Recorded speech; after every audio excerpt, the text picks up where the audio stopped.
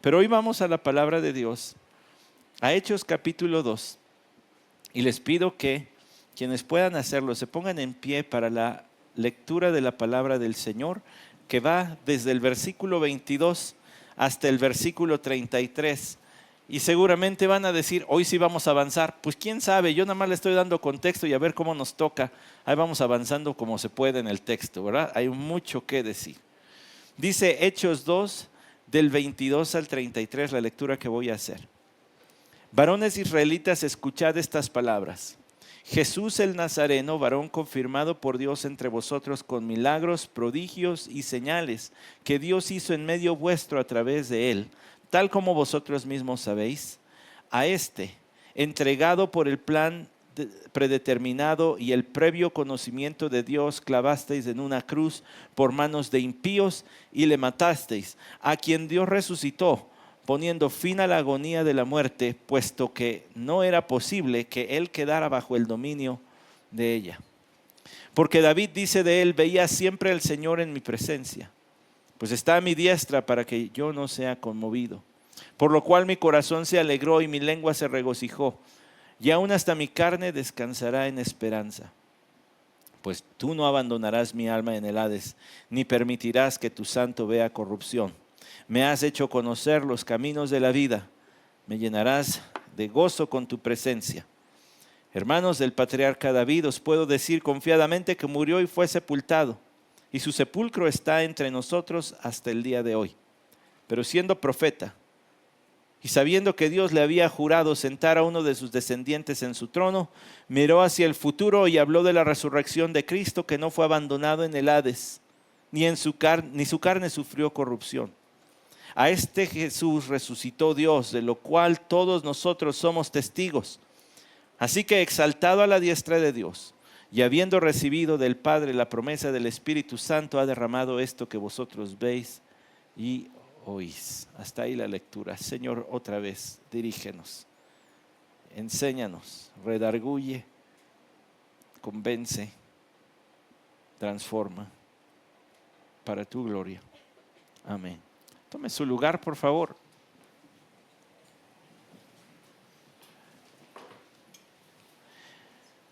Vaya sermón este de Pedro. Vaya tremendo sermón. Yo tengo todavía el primer bosquejo del primer sermón que prediqué en mi vida. Lo guardo por nostalgia, no porque tenga algo que aprender o rescatar de él. Es así como, wow, el día que esto lo encuentren. Mejor no. Mejor selladito al fondo del mar se va a ir. Pero qué tremendo sermón. Se nota que es el poder de Dios, se nota que es el Espíritu de Dios, que dijo el Señor que vendría y daría poder a los creyentes, porque Pedro predica un sermón absolutamente cristocéntrico. Incluso analizado como discurso, es un discurso bello, pero presentado con excelencia. Contesta a sus adversarios, desarrolla su tema y concluye fuerte. Y entre eso, le doy algunos detallitos para ir retomando nuestro tema. Todo surgió de una burla. Les decían, estos están borrachos, ni aguantan nada, es la hora novena y ya les pegó el vino. Y Pedro responde, no, estos no están borrachos. Y toma el profeta Joel y expone del profeta Joel lo que dice acerca de la venida del Espíritu de Dios. Después de eso toma de David. Aquí debería decir el profeta David, porque él mismo Pedro le llamó, pero siendo profeta. Dio profecías David. Y toma del profeta David el Salmo 16, versículos 8 al 11, que es mucho de lo que nosotros vamos a ver en esta mañana. Y después toma de David otra vez en el Salmo 110, versículo 1, una cita. Entonces, el bosquejo de Pedro es este, para explicar el fenómeno de la venida del Espíritu Santo. Mire, para los que no están escuchando esto o no vinieron hoy, le voy a dar una palabrita para que los apantalle. Para explicar el fenómeno neumático. Suena a llanta, pero quiere decir espiritual. El fenómeno del Espíritu. Entonces Pedro utiliza Joel, pero luego cita a David diciendo, porque Jesús no está muerto, sino que resucitó.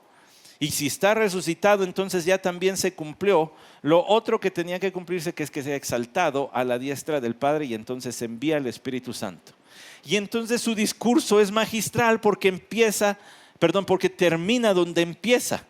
Empezó explicando la venida del Espíritu Santo y termina explicando que el Espíritu Santo es la demostración de que Cristo está vivo y está exaltado a la diestra del Padre.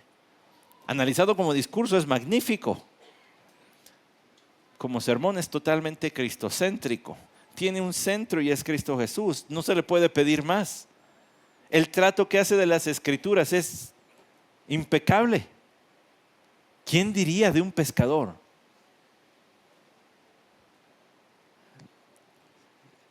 Se jubiló, se cerró la pescadería Pedro y Andrés, hermanos, para dar paso al predicador. Hace 15 días nosotros dejamos el versículo 23 a medias. Expliqué, entregado por el predeterminado, por el plan predeterminado y el previo conocimiento de Dios, clavasteis en una cruz por manos de impíos. Momento técnico, rápido, para que entremos en materia. Momento técnico, manos de impíos. La palabra impíos es la palabra los que no tienen ley. Los que no tienen ley. Vaya, no es que los que crucificaron al Señor no tuvieran una ley. Seguían la ley romana, pero no les interesaba la ley divina. Por eso los describe como gente impía. Cuando usted lee en su Biblia impío, lo que esto quiere decir es alguien que no sigue la ley de Dios. Eso es lo que significa. Fíjese qué curioso, porque durante el relato y el discurso de Pedro hay contrastes. Los hombres entregaron a Jesús en manos impías y estos lo crucificaron y mataron. ¿Qué hace Dios? Bueno, versículo 32. A este Jesús resucitó Dios, de lo cual nosotros somos testigos. Así que exaltado a la diestra de Dios. ¡Qué gran diferencia! Lo que los hombres hicieron con Jesús y lo que Dios hace con Jesús. Dice, lo entregaron, clavasteis en una cruz por manos de impíos y le matasteis. Cuestión teológica importante allí. No podríamos pasar de frente como si nada. Jesús es Dios, ¿verdad? Entonces, ¿cómo muere? Siendo hombre muere. Siendo hombre muere. Por eso se tuvo que encarnar. Porque en forma de hombre sí murió. Porque Dios no puede morir, Dios es eterno. Pero siendo hombre sí murió. Por eso festejamos tanto la Navidad. No le dimos duro a la Navidad con Hebreos capítulo 2, hablando de la encarnación del Señor Jesucristo. Sin encarnación no hay crucifixión, sin crucifixión no hay resurrección y sin resurrección todos nosotros estamos muertos en nuestros delitos y pecados. Apaguen las luces y cierren todo, vendan todo, no tiene caso que estemos reunidos aquí. Si Cristo no resucitó, vana es nuestra fe, diría el apóstol Pablo. Todavía estamos en nuestros pecados. Entonces la encarnación es importante, la crucifixión es importante, la resurrección es importante. Pero hay más. Y va a regresar. Y señalé con 2 dedos la segunda venida y va a regresar. Hay más. Pedro le dice directo en su cara a estos hombres: ustedes son los culpables. Ustedes son los culpables. Hace 15 días yo mencioné cuando salió la película de La Pasión de Cristo, la polémica que se hizo, quién mató a Jesús, si los judíos o los romanos o quién, y terminé diciendo, lo matamos todos nosotros. No físicamente, pero sí fue por nuestra culpa. Pero los autores intelectuales fueron los judíos y Pedro le está hablando a una audiencia judía mayormente y le está diciendo, ustedes entregaron en manos de impíos y lo mataron. Versículo 24, a quien Dios resucitó. A quien Dios resucitó, poniendo fin a la agonía de la muerte. Fíjense qué manera tan directa de Pedro de hablar. Se nota que este pescador está lleno del Espíritu de Dios hablando estas palabras. Un sermón además, hermanos, este sí es un sermón inspirado por Dios. porque quedó como palabra inspirada de Dios. Sus palabras sí, las de otros predicadores fuera de los que aparecen aquí, pues no, pero las de él sí. Palabra inspirada por Dios, dice, a quien Dios resucitó, a quien Dios levantó, se podría traducir. Y mire, pareciera, ¿verdad?, que este verbo significa ponerse de pie, levantarse, y también en sentido del Señor, resucitar. Es importante decirle esto. Note cómo empieza el versículo 24. La Biblia de las Américas, que es la versión que ocuparían los apóstoles si vivieran hoy. Es cierto, lea la que quiera, pero que sea Biblia. Dice, las primeras dos palabras del versículo 24, ¿cuáles son? ¿A quién? ¿Cómo dice la Reina Valera? Al cual. ¿Cómo dice la NTV? ¿Mandé? Pero Dios. Bueno, hay gracia. No es cierto. Le voy a decir por qué estoy mencionando esto. Si usted lee esto en su idioma original, el versículo empieza con otro momento técnico, un pronombre relativo. ¿Qué es un pronombre relativo? Pues esta manera de decir a quién o al cual. Ahora, para usted y para mí no hace mucha diferencia. Es como la explicación de a quién se está refiriendo. Pero le voy a decir que para quien leía esto en griego sí hacía diferencia. Porque en toda esta frase que abarca desde el versículo 22 hasta el versículo 24, note bien que en su Biblia como en la mía hay puras comas, no hay puntos y seguidos, no hay punto final hasta el versículo 24. El versículo 24 empieza con un al cual o a quién, porque es un pronombre relativo, lo cual quiere decir que el peso de lo que Pedro está diciendo está antes y no después. Que Pedro le está dando mucha importancia a la culpabilidad que tienen estas personas de haber matado a Cristo. Que el tono que seguramente empleó para hablar los versículos, lo que tenemos como versículos 22 y 23, fue un tono punzante que los hizo brincar, que los hizo pensar. Ustedes entregaron en manos impías para ser crucificado y para ser muerto a Jesús. Ya le va sintiendo el peso. ¿Verdad que le va dando color? Cuando ponemos atención a los detalles, va dándole color. El peso está en la gran culpabilidad que tienen estas personas, a quien Dios resucitó. A quien Dios resucitó.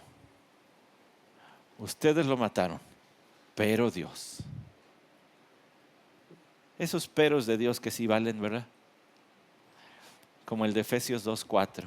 Ustedes estaban muertos en sus delitos y pecados, pero Dios, que es rico en su misericordia, en amor, nos resucitó con Cristo.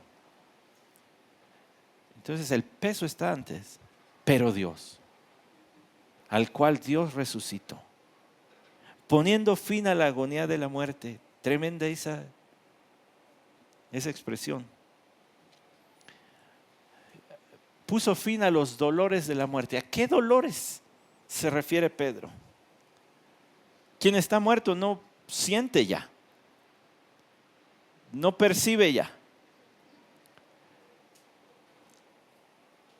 Ya no es, sus sentidos ya están nulificados, ya no puede escuchar, ya no puede ver, ya no puede oler, ya no percibe, ya el cuerpo está inerte. Entonces, ¿a qué se refiere con que la agonía de la muerte? Dios lo resucitó poniendo fin a la agonía de la muerte, o como dicen otras versiones, a los dolores de la muerte. Bueno, en el pensamiento judío ellos creían que al separarse el alma del cuerpo venía un gran dolor. Y era parte de lo que pudiese estar pasando en la mente de Pedro al hablar de los dolores de la muerte. Estos dolores de la muerte también eran posibles identificarlos como decir el proceso de descomposición. Como si el cuerpo siguiera sufriendo mientras que se va descomponiendo. Y de hecho eso tiene que ver, y eso le da sentido a la cita que él da del Salmo 16. Pero antes de ir allí dice, puesto que no era posible que él quedara bajo el dominio de ella. No era posible. ¿Por qué no era posible si era hombre? Son de las preguntas que nos hacemos cuando estudiamos la Biblia, ¿verdad? Si es hombre, ¿por qué no es posible? Porque hay promesas. Porque hay pactos que hay que cumplir de parte de Dios. Por supuesto, porque es Dios. Pero hay pactos que se tienen que cumplir. Hay promesas que Dios hizo que se tienen que suceder. Entonces no es posible que se quede bajo el poder de la muerte. Tiene que ser resucitado. ¿Es Dios? Correcto. No se va a quedar en la tumba. Pero digo de las promesas y del pacto porque a continuación viene la cita de el Salmo 16. Porque David dice de él, dice el versículo 25 de Hechos 2. David dice de él: veía siempre al Señor en mi presencia, pues está a mi diestra para que no sea conmovido. Por lo cual mi corazón se alegró y mi lengua se regocijó. Y aún hasta mi carne se descansará. Y aún hasta mi carne descansará en esperanza, pues tú no abandonarás mi alma en el Hades, ni permitirás que tu santo vea corrupción. Me has hecho conocer los caminos de la vida, me llenarás de gozo con tu presencia. Vaya por favor al Salmo 16 en su Biblia. Es casi palabra por palabra lo que dice el Salmo 16. Le voy a decir un detallito. Pedro no citó este texto en hebreo, lo citó en griego, en la traducción de lo que se le llama la Septuaginta. 70 eruditos hebreos fueron contratados para traducir el Antiguo Testamento al griego. A esa versión del Antiguo Testamento se le llama la Septuaginta. Era lo que muchos en tiempos del Señor Jesucristo conocían del Antiguo Testamento, la Biblia en griego. Ahora, si usted ya llegó al Salmo 16, dice el versículo 8: al Señor he puesto continuamente delante de mí, porque está a mi diestra, permaneceré firme. Yo aquí lo tengo, mire escrito, ese es el versículo 25 de Hechos 2.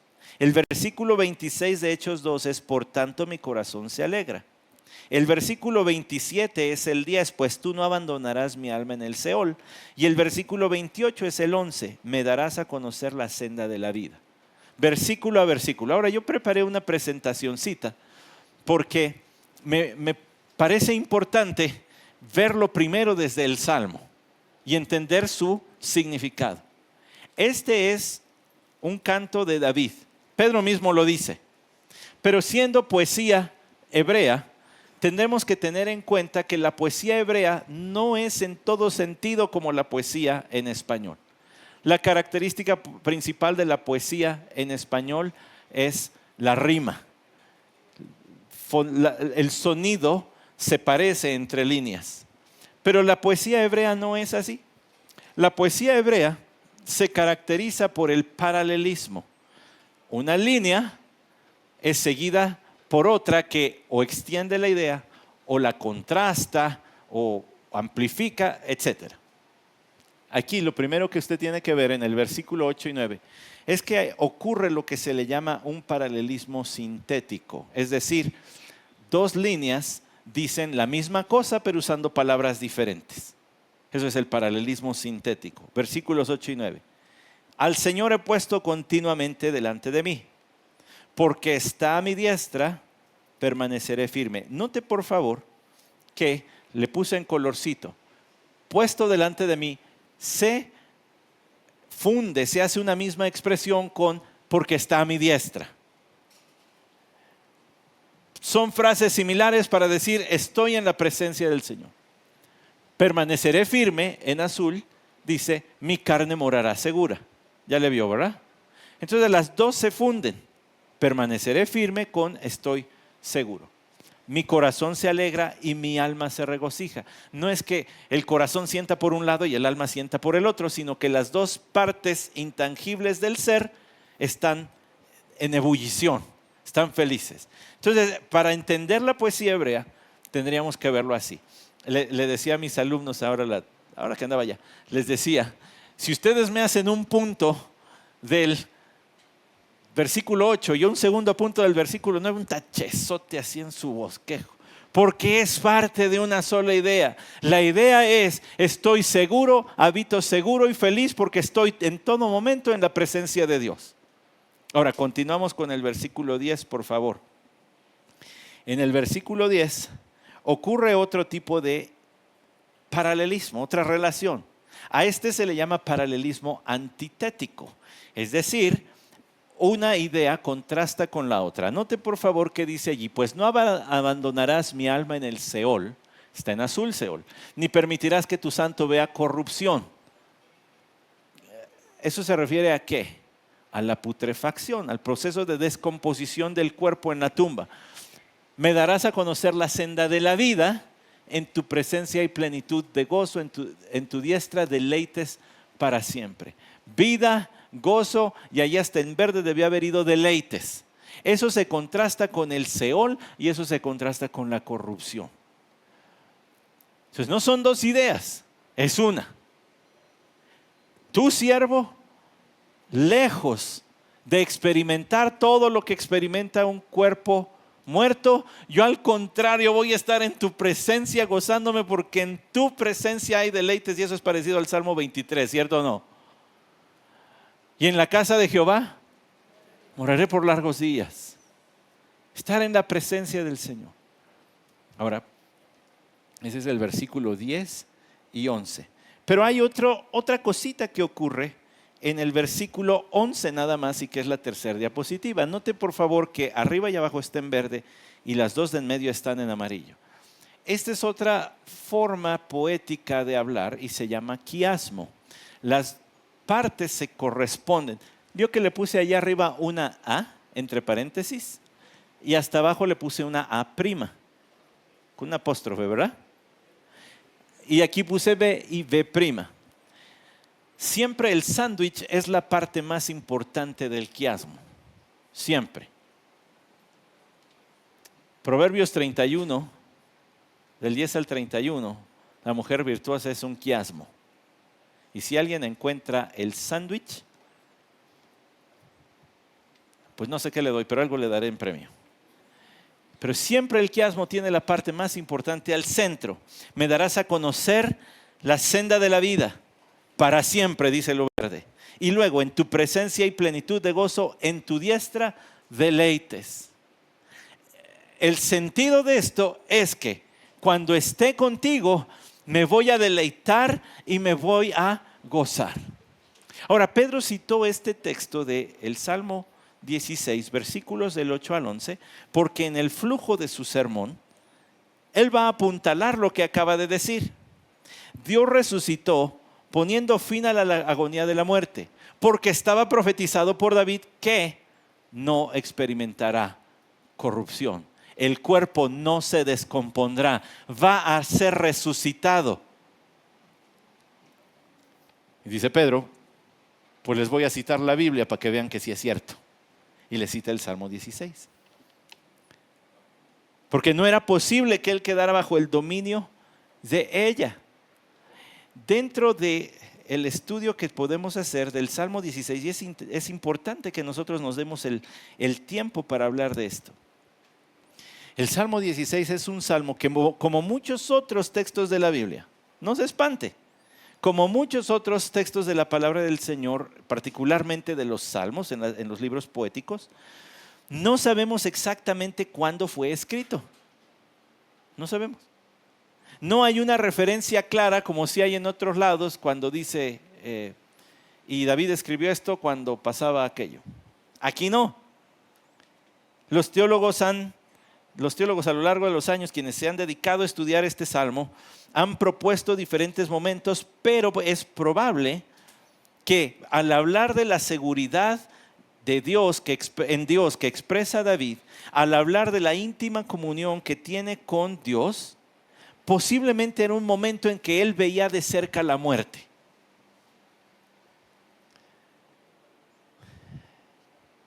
Quizá cuando su hijo Absalón lo andaba correteando para matarlo. Su hijo traidor, ¿se acuerdan? Es posible que él haya escrito en ese momento. Sin embargo, dice Pedro más adelante, en Hechos 2, pero pues es claro, puedo decir con toda confianza que David murió y fue sepultado y su sepulcro está con nosotros el día de hoy, dice el versículo 29 de Hechos 2. Entonces Pedro dice, este salmo no está hablando de David. Fue escrito por David, pero él no está hablando de sí mismo. Ahora, añádale otra cosa. No dice, al Señor has puesto, porque está a tu diestra. Por tanto, tu corazón y tu alma, como hablándole a otro. Él lo dice de sí mismo. Es de esas preciosas ocasiones donde los escritores del Antiguo Testamento hablaban como si fueran el Mesías. No que se sintiera o se creyera o se proclamara como tal, pero que en la inspiración que Dios les daba para plasmar esto, les daba palabras del propio Señor. Entonces, cuando usted lee el Salmo 16, versículos del 8 al 11, puede leerlo confiadamente diciendo, estas son palabras como que el Señor hubiera recitado. Ahora imagínese esto. Estaba leyendo un libro muy bueno de estudio del Antiguo Testamento y dice el hermano, estos son de esos textos donde te asomas por el hombro de Jesús. Imagínese al Señor en la sinagoga escuchando el Salmo 16 leído.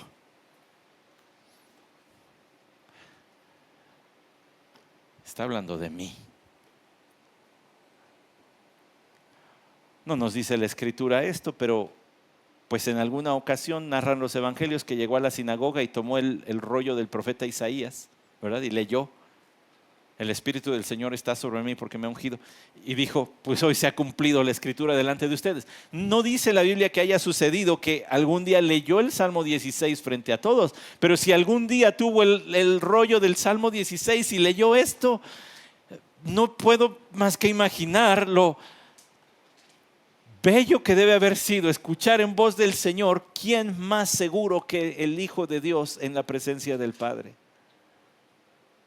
Sometiéndose a la voluntad del Padre hasta muerte y muerte de cruz, diría el apóstol Pablo, pero con la seguridad de que estás a mi diestra, estoy en tu presencia, no vas a abandonar mi cuerpo, me vas a resucitar y luego voy a ir, como dice allí el versículo 11 del Salmo 16, me darás a conocer la senda de la vida, en tu presencia hay gozo, deleites a tu diestra para siempre. Entonces el Mesías, el Hijo de Dios, Cristo Jesús, podría ver al futuro la cruz, pero podría ver después de la cruz un gozo puesto delante de él que hacía que valiera la pena la cruz, dice el autor a los Hebreos en el capítulo 12, porque sabía que después de la cruz vendría de nuevo la gloria. Y ya sabe para dónde voy a empezar a chutar en un momento, ¿verdad? Que esa es la misma esperanza que Él ha dado a nosotros de gloria. Que después de cargar la cruz durante la vida, va a quitar la cruz y va a dar la corona, como hablábamos hace rato, como cantábamos hace rato. Porque el Salmo 16 aplica directamente a Cristo Jesús, pero por su muerte y su resurrección nosotros tenemos esperanza de vida eterna y esperanza en gloria. Es importante, había que hablar de poesía hebrea, sí había que hablarlo porque es la única manera de entender correctamente la poesía hebrea. Los primeros dos versículos 8 y 9, la seguridad en la presencia de Dios. El versículo 10, la seguridad de no quedar aislado en la muerte para siempre. Habrá resurrección. Y por último, el gozo en la presencia de Dios. Regrésese a Hechos 2, por favor. Porque Pedro toma estos versículos de David y le da sentido. Lo explica. Es lo que se tiene que hacer aquí. Explicar, aplicar. Entonces, conociendo, él no da tanta explicación porque su auditorio está familiarizado con estas cosas. Entonces, si usted escribió, ¿verdad?, allá en su Salmo 16, los versículos, aquí en el versículo 25 tendría que decirle, es el versículo 8 del Salmo 16. El 26 es el 9, el 27 es el 10 y el 28 es el 11. Versículo a versículo cito. Veía al Señor, veía siempre al Señor en mi presencia, pues está a mi diestra para que no sea conmovido, para que no sea sacudido. ¿Se acuerdan de Lucas 9:51? Lo que dice del Señor Jesucristo: afirmó su rostro para ir a Jerusalén. Es decir, de manera firme fijó el timón. Nadie me va a detener hasta la cruz. Eso es lo que dice. ¿Se acuerdan de Juan 17, en la oración sacerdotal que el Señor dijo: y por ellos me santifico a mí mismo, para que ellos también sean santificados en mi nombre? ¿Se acuerdan? Jesús no se puede hacer más santo. Santificarse a sí mismo no quiere decir por ellos me hago más santo. Jesús lo que estaba diciendo nuestro Señor es: y por ellos me aparto, que es la otra acepción de la palabra santificar. Por ellos me aparto, me consagro a la obra que me diste, Señor, de morir mañana, para que ellos también sean santificados. Porque si yo no muero por ellos, ellos nunca van a ser santificados. Me aparto, me consagro. ¿De dónde proviene esa seguridad de saber que Dios está contigo? Hay cierto sentido de invencibilidad, no arrogante, pero sí sumiso y humilde para hacer la voluntad de Dios, para colocarte bajo la voluntad de Dios, por peligrosa que sea, por difícil que sea, si tú estás consciente de quién está contigo. Es la misma experiencia de David. Jehová es mi pastor, nada me faltará, porque Él es, tengo futuro seguro. Jehová está conmigo cual poderoso gigante, decía el profeta Jeremías. Y aquí yo estoy con vosotros todos los días. Así que la promesa es la misma. Por tanto, el sentido de invencibilidad y de abandono total es el mismo para todo creyente, porque el Señor está contigo. Por lo cual mi corazón se alegra y mi lengua se regocija, y aún hasta mi carne descansará en esperanza. Mi corazón, mi lengua, mi alma, todo estoy feliz. Hasta voy a descansar. Voy a descansar en esperanza. Repito, piensa en el Hijo de Dios, que sabía que venía a la cruz, se estaba acercando, pero veía más allá de la cruz, porque no vas a abandonar a tu santo. ¿Notó eso?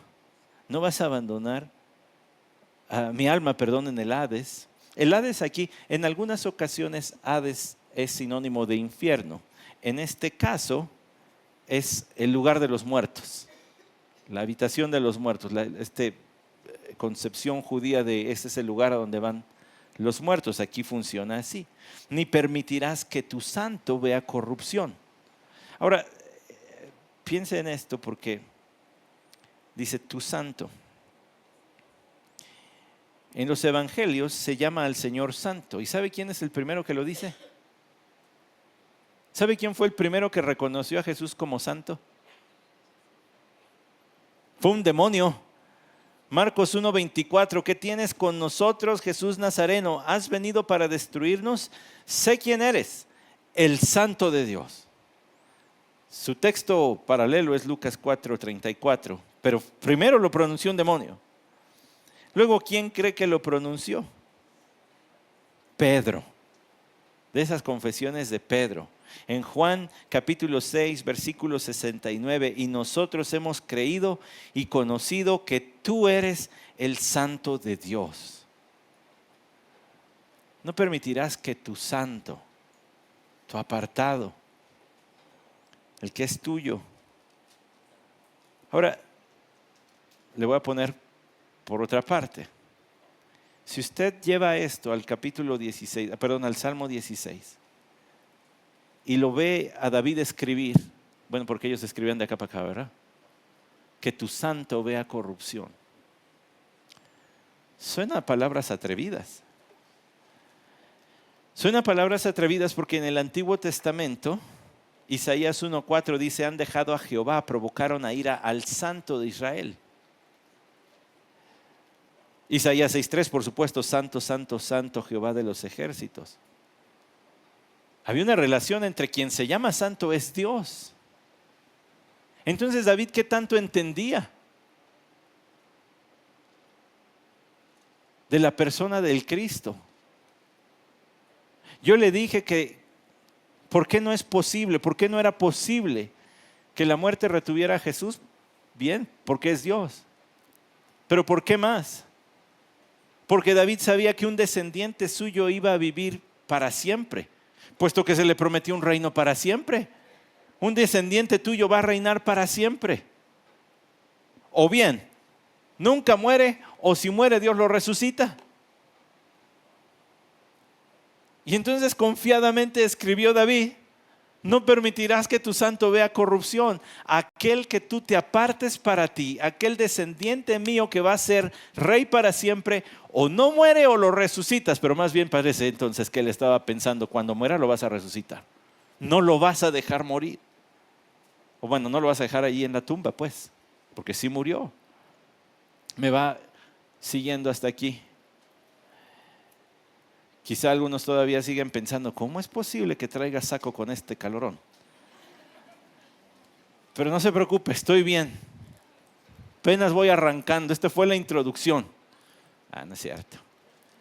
Apenas voy arrancando, estoy bien. Pero lo que quiero es que le quede claro por qué Pedro cita este Salmo 16, pero también le quede claro por qué David escribió este Salmo 16. Porque aquí está la promesa a David de que un día un descendiente suyo viviría para siempre. Y Pedro dice: es Él, es Jesús. ¿Ustedes ven que envió a su Espíritu? Pues les voy a decir algo. Versículo 27. No abandonarás mi alma en el Hades, ni permitirás que tu santo vea corrupción. Me has hecho conocer los caminos de la vida. Algunos de ustedes leen eso hasta cantando. Los caminos de la vida. Me llenarás de gozo con tu presencia. Hay una esperanza de vida después de la muerte. Hay una seguridad de vida después de la muerte.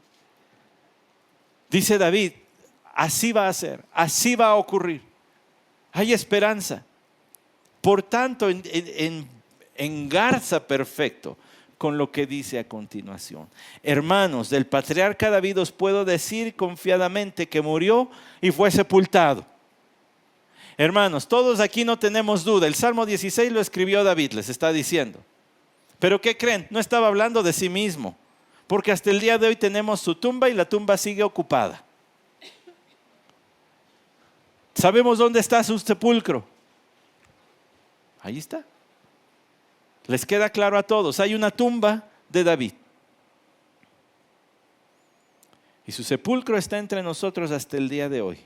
Pero siendo profeta, y sabiendo que Dios le había jurado sentar a uno de sus descendientes en su trono, miró al futuro. Siendo profeta y con la promesa que Dios le hizo que un descendiente suyo gobernaría. Vaya al segundo libro de Samuel, capítulo 7, para que vea dónde está la promesa de la que yo ya he mencionado, pero que hasta este momento no le he dado la cita. Allí la tiene. Seguramente si tiene Biblia con referencias cruzadas, segundo libro de Samuel, capítulo 7.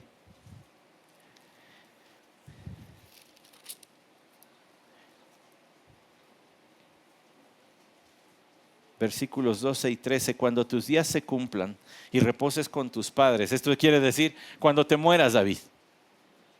O sea, David no podría estar hablando de vivir para siempre porque Dios le había dicho: un día te vas a morir. Cuando te mueras, levantaré a tu descendencia después de ti, después de ti, el cual saldrá de tus entrañas y estableceré su reino. Él edificará casa a mi nombre y yo estableceré el trono de su reino para siempre. El trono para siempre requiere de alguien que viva para siempre.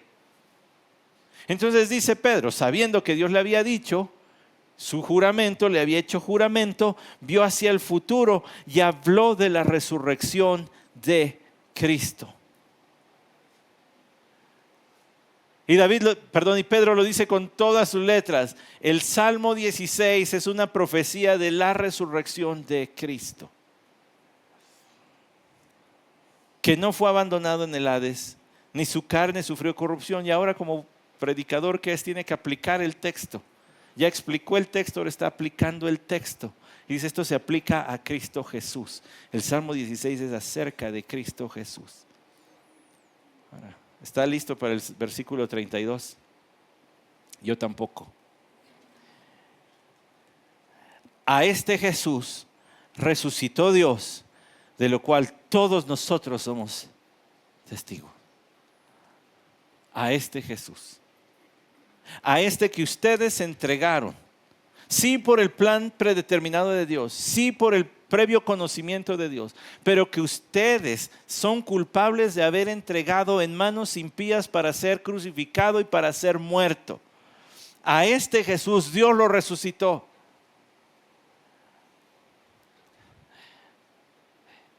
Nota el peso de las afirmaciones de Pedro, ¿verdad? Ustedes hicieron, sí, la voluntad de Dios, pero es Dios quien les va a cobrar los platos rotos, porque todos son culpables. Dios lo resucitó. Ustedes lo mataron, Dios lo resucita. Ustedes no pueden contra Dios. A este Jesús. Pero desmenuce conmigo. En el versículo 31 dijo, miró hacia el futuro y habló de la resurrección de Cristo. El versículo 32, Jesús resucitó. En el versículo 31 habla con el título de Mesías. Cristo quiere decir Mesías, ungido, el señalado, el escogido de Dios. En el versículo 32 dice Jesús, el nombre pues común de nuestro Señor. Quizá el hombre más humano, junto con el título el Hijo del Hombre, pero el hombre más humano.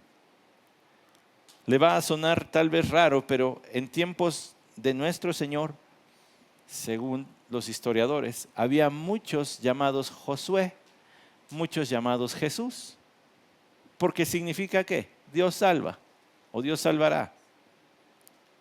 Entonces la esperanza de ya quítanos de los romanos, ya llévate a los romanos, la expresaban, la volcaban, incluso nombrando a sus hijos Josué o Jesús. Es un nombre hasta cierto punto en ese momento común.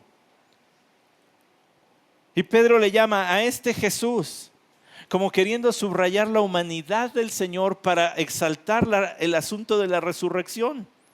Tenía que ser humano para ser resucitado y tenía que hacerlo Dios para demostrar que este es su Hijo encarnado. A este Jesús resucitó Dios, lo levantó el propio Dios, de lo cual todos nosotros somos testigos.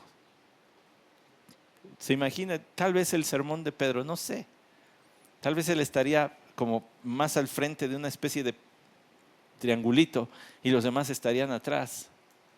Dice, todos nosotros somos testigos de que Dios sí lo resucitó. Y por boca de 2 o 3 testigos constaba toda palabra como cierta. Ahora tienen un montón de gente aquí. Y todos nosotros somos testigos. Todos nosotros lo vimos resucitado. Dice el apóstol Pablo, ¿verdad? En la primera carta a los Corintios, que el Señor se apareció a Cefas, o sea Pedro, en el versículo 5, después a los 12. Luego apareció a más de 500 hermanos a la vez, antes de su ascensión, de lo cual todos nosotros somos testigos. Mire, hermano, hermana, usted y yo bien podríamos decir, a este Jesús Dios lo resucitó y yo también soy testigo. Y no porque hayamos visto a Cristo resucitado con nuestros ojos físicos como lo vieron ellos, pero sí porque hemos experimentado la obra de redención, que es solamente posible por la fe que solo Él da. Todos nosotros. Hay una secta por ahí que se adueñó del título testigos, ¿verdad? Pero aquí es donde usted saca las redes sociales y pone hashtag testigo. Nada más que me lo van a confundir, entonces especifique. Pues, testigo de la resurrección de Cristo. Ahora, en en ese capítulo 15 de 1 Corintios que ya estaba yo citando y leyendo, es el discurso más amplio que hay de la resurrección de nuestro Señor Jesucristo, la explicación más amplia que hay acerca de Cristo, de la resurrección, de Cristo. Vea el versículo 12. Ahora bien, si se predica que Cristo ha resucitado de entre los muertos, ¿cómo dicen algunos entre vosotros que no hay resurrección de muertos? ¿Cómo algunos en la iglesia dicen que los muertos no van a resucitar? Pues si no, Cristo resucitó. Lo incoherente, dice Pablo, de lo que está sucediendo en Corinto es que hay algunos de ustedes que digan que no ha habido resurrección. ¿Cómo no? Si Cristo resucitó, o que no va a haber. Versículo 13, y si no hay resurrección de los muertos, entonces ni siquiera Cristo ha resucitado. Y si Cristo no ha resucitado, vana es entonces nuestra predicación y vana también nuestra fe. Estoy sufriendo en balde, dice el apóstol Pablo, me han correteado, perseguido, apedreado, insultado en vano si estoy creyendo en un muerto. Si Cristo está muerto es un hombre y nada más. Ahí está la rotonda de los hombres ilustres. Hace poco andábamos allí viendo algunos nombres famosos. Allí están. La de Cristo está vacía. Aún más, somos hallados testigos falsos de Dios. Misma palabrita de Pedro. Porque hemos testificado contra Dios que resucitó a Cristo, a quien no resucitó, si en verdad los muertos no resucitan. Pues si los muertos no resucitan, entonces ni siquiera Cristo ha resucitado. Y si Cristo no ha resucitado, vuestra fe es falsa. Todavía estáis en vuestros pecados. Entonces también los que han dormido en Cristo han perecido. Si hemos esperado en Cristo para esta vida solamente, somos de todos los hombres los más dignos de lástima. Si Cristo no vive, hermanos, entonces todos los que nos dicen rata de iglesia y el padrecito y esas cosas, que porque nos la pasamos aquí, entonces tienen toda la razón. Es inútil que estemos aquí si Cristo no resucitó. ¿Está listo? Pero ahora Cristo resucitó de entre los muertos. En otra forma, pero Cristo sí resucitó de los muertos. Allí va el amén. Primicias de los que durmieron. Y es el primero de todos los creyentes que van a morir, pero van a ser resucitados. Y es que la esperanza de salvación y de resurrección es clara en la Escritura. No hay pierde. Sí seremos resucitados. El Señor lo deja en claro en su palabra. La pregunta que hacemos es, ¿y los creyentes seremos resucitados? Se encuentra su respuesta una y otra vez en las Escrituras. Sí, todos los creyentes seremos resucitados con Cristo. Es lo que está diciendo Pablo. Y no solamente allí, en otros lugares también lo encuentra. Cuando él escribe a los tesalonicenses, les habla de la esperanza de resurrección y que es segura. Esperanza es segura. Me refiero a que lo que la Biblia marca como una esperanza se está refiriendo a una seguridad del creyente. Dice el apóstol Pablo a los tesalonicenses en su primer carta en el capítulo 4. Pero no queremos, hermanos, que ignoréis acerca de los que duermen, para que no os entristezcáis como los demás que no tienen esperanza, porque si creemos que Jesús murió y resucitó, así también Dios traerá con él a los que durmieron en Jesús. Por lo cual os decimos esto por palabra del Señor, que nosotros los que estemos vivos y que permanezcamos hasta la venida del Señor, no precederemos a los que durmieron. Pues el Señor mismo descenderá del cielo con voz de mando, con voz de arcángel y con la trompeta de Dios, y los muertos en Cristo se levantarán primero. Entonces nosotros los que estemos vivos y que permanezcamos seremos arrebatados juntamente con ellos en las nubes al encuentro del Señor en el aire, y así estaremos con el Señor para siempre. Por tanto, confortaos unos a otros con estas palabras, porque sí va a haber resurrección. ¿Y cómo sabemos? Porque ya hubo una resurrección.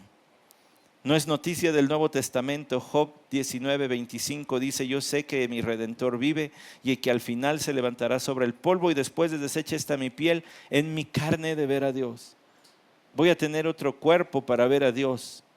Isaías 26:9, tus muertos vivirán, sus cadáveres resucitarán. Despertad y cantad, moradores del polvo, porque tu rocío es como rocío de luces, y la tierra dará a luz los muertos. El Salmo 16:10 ya lo leímos, pero ¿qué le parece Daniel 12:2? Y muchos de los que duermen en el polvo de la tierra serán despertados, unos para vida eterna y otros para vergüenza y confusión perpetua.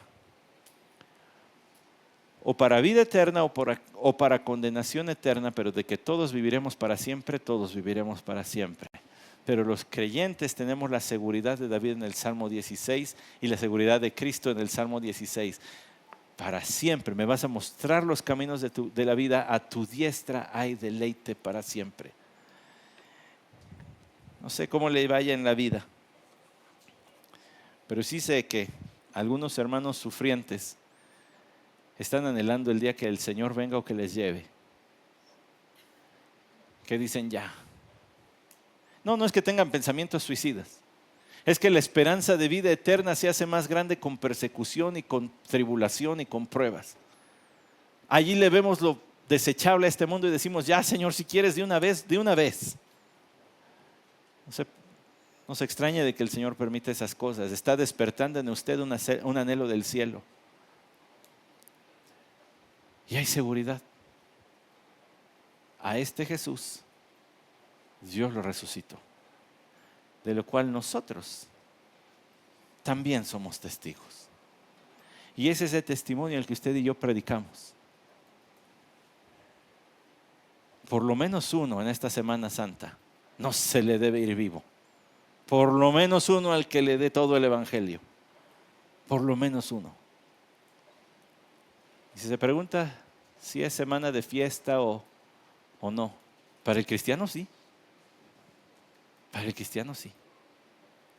Mi condenación fue pagada, mi eternidad está asegurada, mi Salvador viene. ¿Por qué no habría de festejar? Vamos ahora. Señor, te damos muchas gracias por Jesús, a quien resucitaste de los muertos. Gracias, Señor, por nuestro Salvador. Gracias, Señor, por la garantía que tenemos. Está garantizado. No hay pierde. Va a suceder. El día que o venga Él o nos llevas a tu presencia, cualquiera de las dos vamos a estar contigo.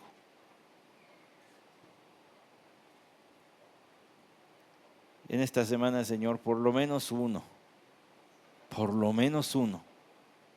por cada uno de los que están aquí tendrá que escuchar el evangelio. De ese evangelio que cantamos hoy una y otra vez.